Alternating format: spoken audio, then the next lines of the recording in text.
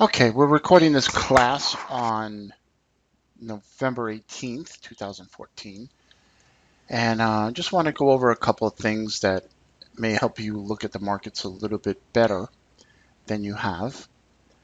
And we could do away with all the indicators, the oscillators, the all the magic stuff.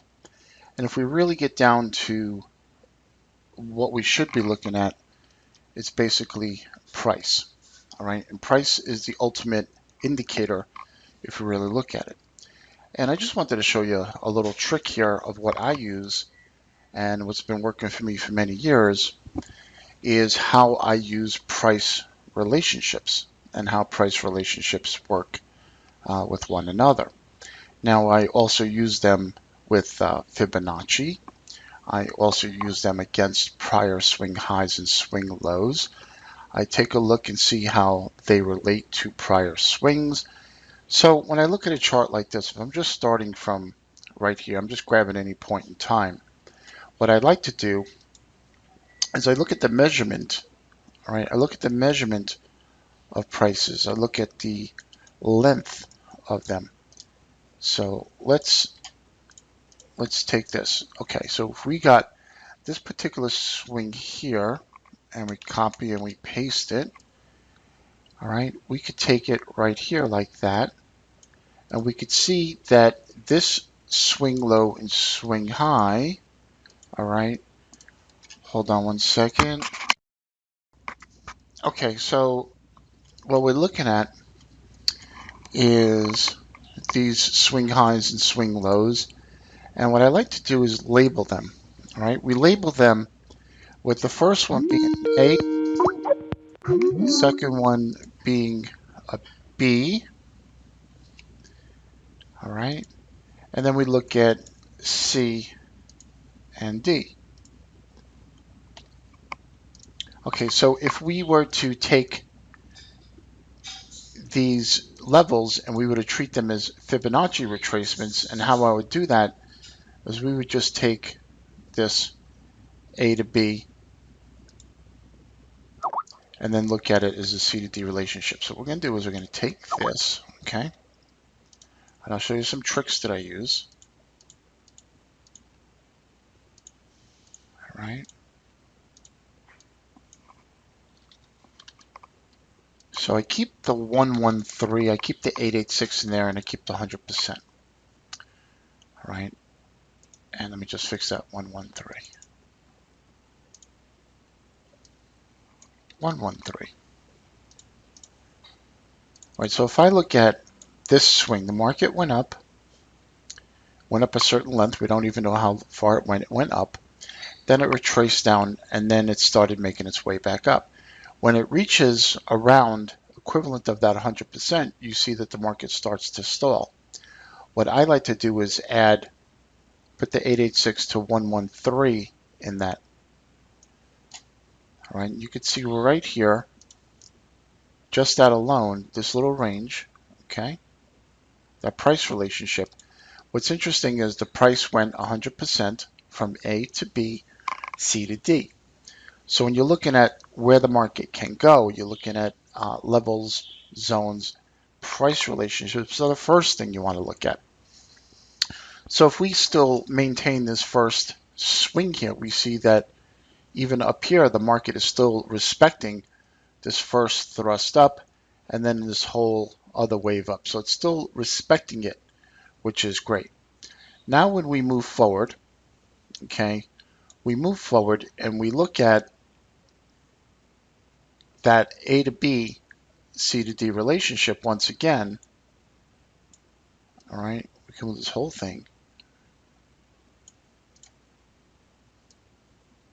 All right, we look at this A to B versus the C to D.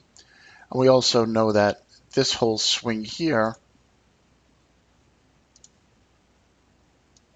okay, we're going to look at this, and then we're going to look at this.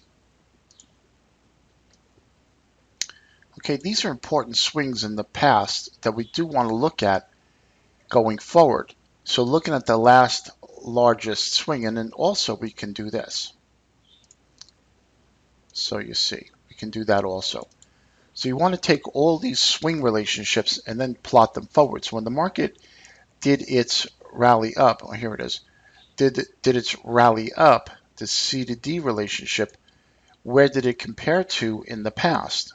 Okay, where did it compare to? Obviously, it compared to this, it compared to that, and this was too small. So these two big swings up, this is what the market related to. See that? Price relationships, it's relating to these prior swings.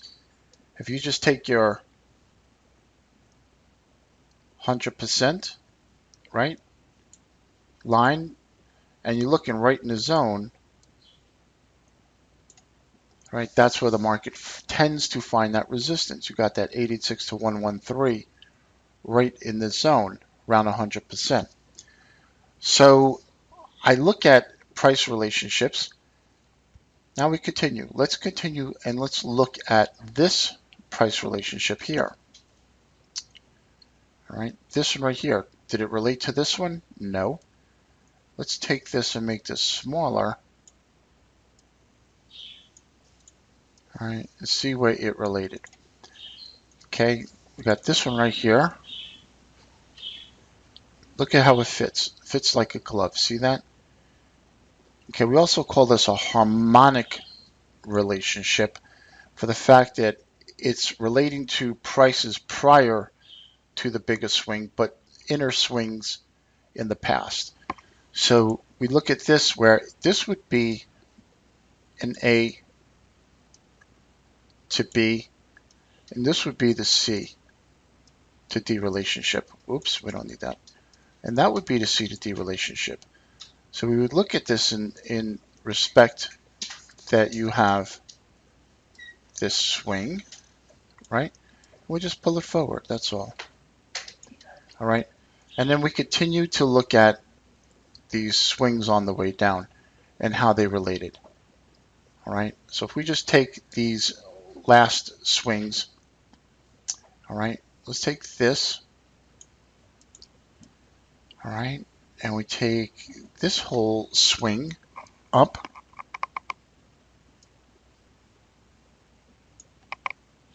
all right, we take this whole swing up and we move it to the past.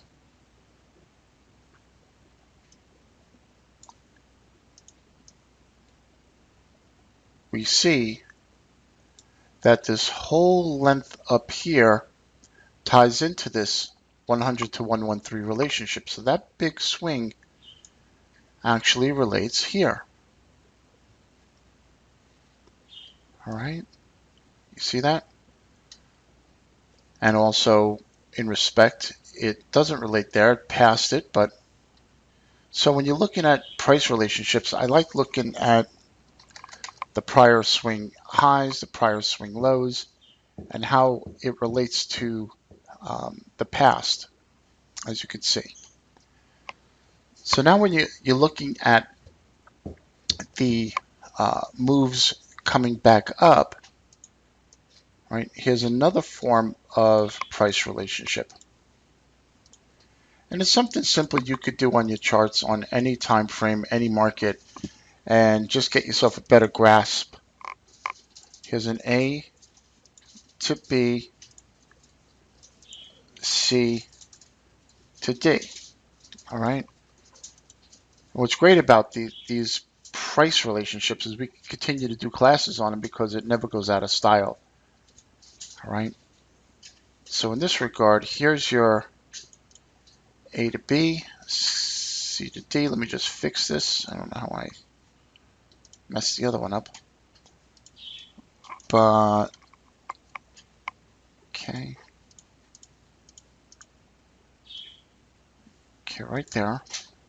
So you got your A to B relationship, and then you got your C to D. Okay.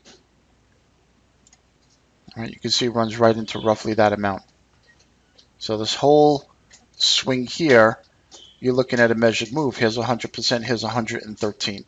I like using this 886 to 113. I always have. It just works. It just works. So now you have this bigger price relationship. this bigger swing. All right, this goes up, and we'll look at that again in a minute. But right here, so if we really look at it, this whole swing here relates to this whole swing, pretty much to the tick, just like that, to the tick. We're not looking at time, we're not looking at speed, we're not looking at anything like that. When I say speed, the fastness of how something goes up. We can, okay, we could take this and we could say, okay, the speed of that it went up, all you're doing is laying this from that swing low, and it should go up in the same amount of speed that it went, roughly, all right, the length. So when looking at the markets, you're always looking at price relationships. You could just look and see these prior swings. You get to the point where you start looking at all of these relationships and start drawing them out, and then start laying in your Fibonacci levels, laying in your retracement levels, laying in your zones, and it'll keep you on the right side of the market. For instance, this right here, okay? Actually, we looked at that. We looked at this one down here as relates to, let's see. It doesn't always work. I mean, you just got to be real about it. All right, so you're looking at, yeah, you're looking at that 100%, and then this. All right. And the thing is, once it starts breaking past this length, for instance, if this is the longest swing, right, let's just say this is the longest swing up.